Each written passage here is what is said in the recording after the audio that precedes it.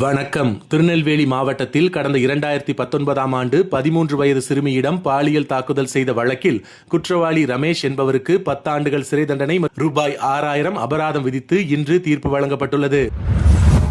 திருநெல்வேலி மாவட்டம் முன்னீர்பள்ளம் அருகே கடந்த 18/4/2026 அன்று வீட்டில் இருந்த பெண்மணியை தாக்கி தங்க நகைகளை கொள்ளையடித்த வழக்கில் திருநெல்வேலி மாவட்ட காவல்துறையினரின் தீவிர நடவடிக்கையால் இன்று ஒரு இளஞ்சிறார் உட்பட 4 நபர்கள் கைது செய்யப்பட்டனர்.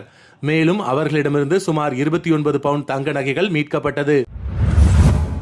திருநெல்வேலி மாவட்ட காவல்துறை அமைச்சு பணியாளர்கள் சங்கம் மற்றும் மணமகிழ் மன்றத்தின் புதிய நிர்வாகிகள் தேர்வு செய்யப்பட்டுள்ளனர்.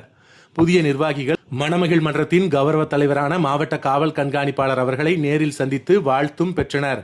மேலும் மன்றத்தின் வளர்ச்சி மற்றும் பணியாளர் நலன் குறித்தும் இந்த நிகழ்வில் ஆலோசிக்கப்பட்டது. தமிழ்நாடு முழுவதும் தரமில்லாத வாட்டர் கேன் குடிநீர் விற்றால் ரூபாய் 5000 அபராதம் விதிக்கப்படும் என்றும் குடிநீர் விற்பனை நிறுவனங்களுக்கு உணவு பாதுகாப்புத்துறை எச்சரிக்கை விடுத்துள்ளது.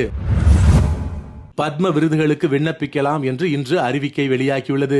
2027ஆம் ஆண்டுக்கான பத்ம விருதுகளுக்கு விண்ணப்பிக்க 2026 ஜூலை 31ஆம் தேதி கடைசி நாள் என்றும் தகுதியுள்ள நபர்களை பொதுமக்கள் மற்றும் தனிநபர்கள் ஆன்லைன் மூலமாக பரிந்துரைக்கலாம் என்றும் கலை, இலக்கியம், கல்வி, விளையாட்டு, மருத்துவம் உள்ளிட்ட துறைகளில் சிறந்து விளங்குவோர் விருதுக்கு தகுதியானவர்களாக கருதப்படுவார்கள்.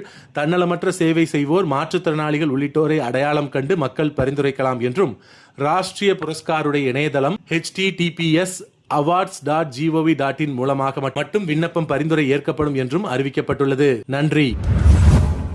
உங்கள் பகுதிகளில் நடக்கும் செய்திகளையும் எங்களுக்கு அனுப்பலாம். திரையில் தெரியும் நம்பருக்கு வீடியோவாகவோ புகைப்படமாகவோ அனுப்பி அந்த செய்தி பற்றிய தகவலையும் பகிரவும். மீண்டும் நாளை செய்திகளில் சந்திப்போம். இந்த வீடியோ பிடிச்சிருந்தா லைக் பண்ணுங்க, கமெண்ட் பண்ணுங்க, உங்க நண்பர்களோட ஷேர் பண்ணுங்க.